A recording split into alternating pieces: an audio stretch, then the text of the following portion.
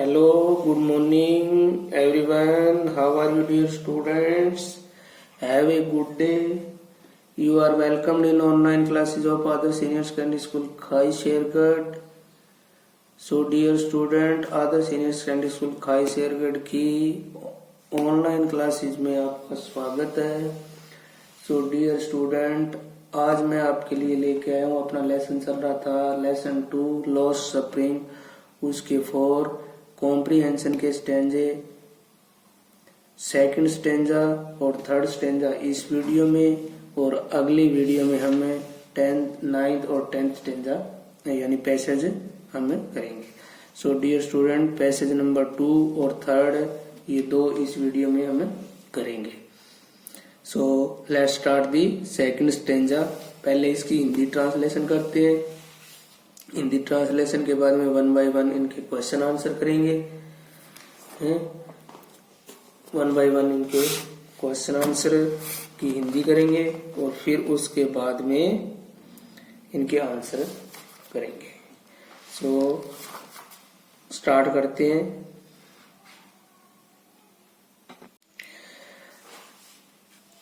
पहले हिंदी ट्रांसलेशन करते हैं इसकी। After month of knowing him I asked him his name. Sahibe Alam, he announces. After months of knowing him, कई महीने जानने के बाद में, पोएटेस कहती है, कवित्री कहती है, सॉरी राइटर कहती है, after months of knowing him, कई महीने जानने के बाद में, I asked him his name, मैंने उसका नाम पूछा। साहिबे आलम ही अनाउंसेस, तो उसने बताया कि मेरा नाम साहिबे आलम है। ठीक है। After months of knowing him I asked him his name Sahibe Alam he announces, उसने मुझे बताया कि मेरा नाम साहिबे आलम है। He does not know what it means, he does not know, वह नहीं जानता, व्हाट इट्स मीन, इसका क्या अर्थ है। वास्तव में जो लड़का है ना, वो ये नहीं जानता भी इस नाम का अर्थ क्या है, भी साहिबे आलम का क्या अर्थ होता है। If you new it's meaning, अगर वह इसका अर्थ जानता, वह ये नहीं जानता कि इसका अर्थ है Lord of the universe, Lord of the universe, ब्रह्मांड का स्वामी, यानी इसका अर्थ होता है ब्रह्मांड का स्वामी, साहिब ए आलम, यानी उर्दू भाषा का यह शब्द है साहिबे आलम। तो इसका हिंदी में अर्थ होता है इस पूरे ब्रह्मांड का स्वामी। He would have a hard time believing it, he would have a hard time believing it. तो अगर वह इस नाम का अर्थ जानता ना, तो ही would have a hard time believe it, तो वह अपने इस नाम के अर्थ पर विश्वास ही नहीं करता। Unaware of what his name represents, unaware of what his name represents, unaware of what his name represents. He roams the street with his friends, an army of barefoot boys who appear like the morning word and disappear at noon. Unaware of what his name represent, अपने नाम की प्रस्तुतिकरण से भिन्न, भी अपने नाम की क्या व्याख्या होती है, अपने नाम की व्याख्या से अनभिज्ञ। He roams the street with his friend, अपने नाम की व्याख्या से भिन्न अनभिज्ञ, वह गलियों में अपने मित्रों के साथ घूमता रहता है। N army of barefoot boys, यानी वो सारी आर्मी थी ना, जो सेना जो थी उनके फ्रेंड्स की सेना, वो सारे ही नंगे पांव रहने वाले थे। Who appear like the morning word, और वे सारे जो फ्रेंड है ना उसके, सुबह सुबह जो पक्षी घूमते हैं उनकी तरह दिखाई देते थे। एंड डिसपियर एट नून, और दोपहर में बिल्कुल ही डिसपियर हो जाती है। Over the months I have come to recognize each of them. Over the month कई महीने लगातार देखने के बाद में कई महीने बीत गए। I have come to recognise each of them, मैं उनमें से प्रत्येक को जान चुकी थी। मैं उनमें से प्रत्येक को जान चुकी थी। फर्स्ट क्वेश्चन है इसका। अब इसके क्वेश्चन करते हैं। Name the chapter from which these line have been taken, उन लाइंस का, उस चैप्टर का नाम बताओ जिससे ये लाइनें ली गई है। तो चैप्टर का नाम क्या है? The name of the chapter is the lost suffering, यही है। The name of the chapter is lost suffering from these line have been taken, ऐसे लिख सकते हैं। ठीक है, एक बार क्वेश्चन की हिंदी कर लेते हैं, फिर आंसर इकट्ठे ही बता देंगे। सेकंड क्वेश्चन की हिंदी है who is the author of these line, इन लाइन का ऑथर कौन है, लेखक कौन है। ठीक है। थर्ड है what is the meaning of Sahib Alam, Sahib Alam का अर्थ क्या है। ठीक है। थर्ड की ट्रांसलेशन है what is the meaning of Sahib Alam, Sahib Alam का क्या अर्थ है। Who does Sahib roam with, who does Sahib roam with, Sahib जो है ना, साहिब नाम का जो लड़का है वो किसके साथ घूमता है बाहर, अपने फ्रेंड के साथ। Did Sahib no the meaning of his name, क्या साहिब जो है अपने नाम का अर्थ जानता है। तो ये इसके 5 क्वेश्चन है। अब इनके आंसर मैं आपको रीड करके बता रहा हूं। फर्स्ट क्वेश्चन का आंसर है name the chapter from these line have been taken, the lines have been taken from the chapter lost suffering, ये इसका आंसर है। The line have been taken, the line have been taken from the chapter lost suffering. Second है who is the author of these line, in line का लेखक कौन है। who is the author of these line, Anees जंग is the author of these line, Anees जंग एक poetess है, कवित्री है, लेडी है। अनीस जंग is the author of these line. Next question what is the meaning of Sahib Alam, Sahib Alam का क्या अर्थ है। What is the meaning of Sahib Alam, Sahib Alam meaning Lord of universe, Sahib Alam means, Sahib Alam का अर्थ है, साहिब आलम mean Lord of the universe, या इसको ऐसे भी लिख सकते हैं। इस क्वेश्चन का answer the meaning of Sahib Alam is lord of the universe. ठीक है।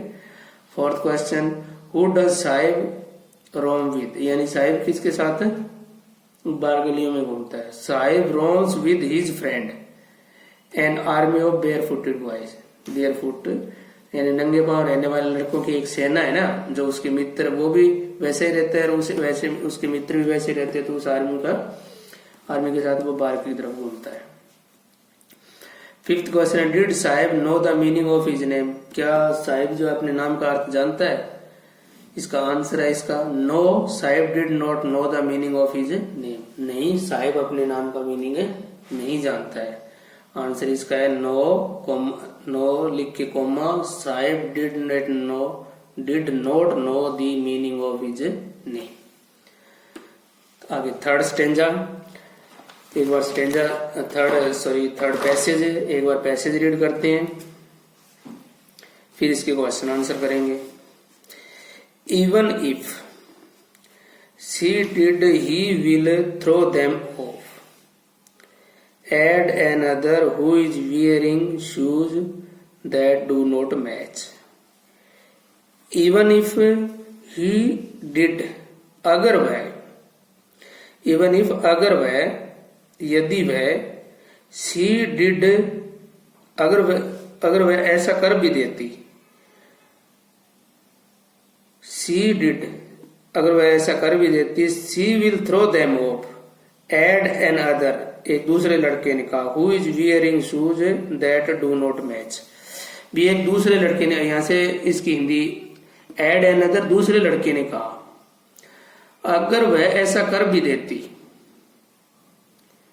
he will throw them off, तो इसने तो फेंक ही देने थे, ये फेंक देता। भी अगर वो जूते दे भी देती ना उसको, जूते से रिलेटेड ये स्टोरी, ये पैसेज है ना, उसमें साहिब जो होता है ना वो नंगे पांव रहता है और उसको उससे जब पोएटेस जो कवित्री जो होती है ना उससे पूछती है भी तुमने जूते क्यों नहीं पहन रखे, तो वो कहती है भी मेरे पास, वो कहता है साहिब कहता है भी मेरी माँ ने ना अलमीरा या शेल्फ के ऊपर से जूते उसको उतार के नहीं दिए। तो ऐसा कुछ उनके बीच में, पोएटेस के बीच में और मुकेश उसके साहिब आलम के बीच में ऐसी बातें होती है। तभी दूसरा लड़का बोल पड़ता है, इवन इफ शी डिड, अगर वह ऐसा कर भी देती, he will throw them off, तो वह उसको फेंक देता। एड अनदर, दूसरे लड़के ने कहा, who is wearing shoes that do not match, उसने भी वैसे ही जूते पहन रखे थे जो कि एक दूसरे को मैच नहीं कर सकते, एक जैसे नहीं थे, एक अलग तरह का था, एक अलग तरह का था। When I comment on it, जब मैंने इस बात पे उनके तरफ उन पे टिप्पणी की, उनके जूतों पे जब मैंने टिप्पणी की ना, तो वो क्या बोला, When I comment on it, he shuffles his feet and say nothing. जब मैंने उन पे टिप्पणी की तो वो अपने पैरों को मलने लग गया। सफल्स मीन होता है मलने लग गया, पीछे अगर कैसे पैर, shuffles his feet and say nothing, परंतु कहा कुछ भी नहीं। I want shoes, say a third boy who has never owned a pair all his life. I want shoes, मुझे जूते चाहिए, सेज ए थर्ड बॉय, एक तीसरा लड़का, तभी एक तीसरा लड़का, क्योंकि वो एक पूरे बेयरफुट रहने वाले बच्चों की आर्मी है ना, तो उसमें तीसरा लड़का तभी बोल उठा, सेज ए थर्ड बॉय, एक तीसरे लड़के ने कहा कि मुझे जूते चाहिए।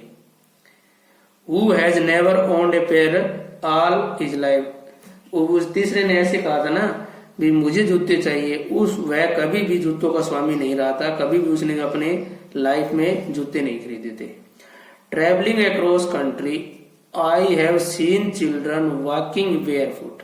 Travelling across the country, travelling across the country मतलब पूरे शहर में भ्रमण करते हुए, कवित्री कहती है कि पूरे देश में भ्रमण करते हुए मैंने ऐसे नंगे पांव रहने वाले बहुत से बच्चों को घूमते हुए देखा है।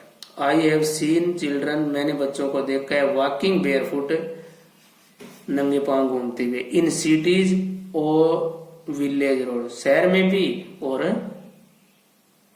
गांव में भी, गांव में भी सड़कों पे। It is not lack of money, ये धन की कमी के कारण नहीं है, it is not lack of money but a tradition to say barefoot. It is not lack of money but a tradition to say barefoot is one explanation. It is not lack of money but a tradition to stay barefoot is one explanation.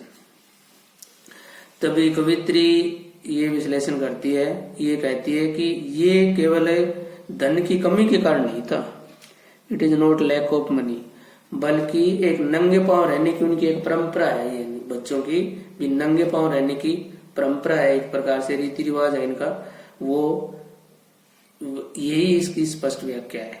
I wonder if this is only an excuse to explain away a perpetual state of poverty. मुझे ये हैरानी है कि उन्होंने ऐसा एक excuse दिया कि जो कि क्या है, उनकी निर्धनता से दूर है। Away explain away perpetual state of poverty, जो निर्धनता से, उन्होंने एक ऐसा एक्सप्लेनेशन, ऐसा एक्सक्यूज दिया जो कि निर्धनता से दूर है। अब इसकी क्वेश्चन आंसर, तो डियर स्टूडेंट क्वेश्चन आंसर हम करते हैं स्टार्ट। इसका first question, what would he throw off, वह क्या फेंक देगा। पहले क्वेश्चन की Hindi, what would he throw off, वह क्या फेंक देगा। He would throw off his shoes, वह अपने जूते फेंक देगा। He would throw off his shoes. What would he, इसका फर्स्ट क्वेश्चन है, ये क्वेश्चन उसमें है गाइड में। What would he throw off? He would throw off his shoes. Who shuffles his feet and why? वह अपने पैरों को क्यों मलने लगा, कौन अपने पैरों को मलने लगा और क्यों मलने लगा। ए रैग पिकर नेम्ड साहिब आलम, रैग पिकर होता है कूड़ा बीनने वाला, कूड़े में से चीजें ढूंढने वाला। ए rag picker named Sahib Alam, Sahib आलम नाम का एक कूड़ा बीनने वाला था, वो सफल हिज फीट, अपने पैरों को मलने लग गया। बिकॉज क्योंकि the narrator point out that he is wearing shoes that do not match. ठीक है, ये एक साहिब आलम नाम का रेग बिकर जो था ना, वह अपने पैरों को मलने लग गया। क्यों मलने लग गया? क्योंकि नरेटर ने, लेखक ने जो है, उसने जो अलग अलग जूते पहन रखे थे ना, उन पे टिप्पणी की थी। Where has the narrator seen children walking barefoot. Narrator ने, लेखक ने नंगे पांव रहने वाले लड़कों को कहां देखा था? Where has the narrator seen children walking barefoot? Answer: the narrator has seen. The narrator has seen. The narrator has seen. आगे है इसका,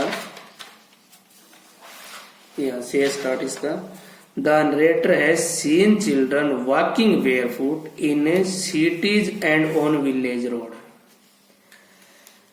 The narrator has seen children. The narrator has seen children walking barefoot in cities and on village road. ठीक है। Why according to the writer do children go barefoot? Why according to the writer do children go barefoot? यानी writer के अनुसार, लेखक के अनुसार बच्चे जो है वो नंगे पांव क्यों रहते हैं? According to the writer children go barefoot because of their poverty, यानी अपनी निर्धनता के कारण। राइटर का मीनिंग तो ये भी अपनी निर्धनता के कारण वो नंगे पांव रहते हैं, गरीबी के कारण। According to the writer children go barefoot because of their poverty. या इसको इस तरह से भी लिख सकते हैं क्वेश्चन को, the children do this because of their poverty. The children do this because of their poverty. Fifth question है, what explanation do the rag picker give to stay barefoot? नंगे पांव रहने के लिए जो रैग पिकर है वो क्या एक्सक्यूज देते हैं या क्या एक्सप्लेनेशन, क्या व्याख्या देते हैं? What explanation do the rag picker give to stay barefoot? The rag pickers give the explanation that it is a tradition among them. भी ये नंगे पांव रहना है ना, उनके बीच में एक परंपरा है। The rag pickers give the explanation that it is a tradition among them. भी उनके बीच नंगे पांव रहने की एक परंपरा है। So dear student, this is finished. See you in the next video. Thanks.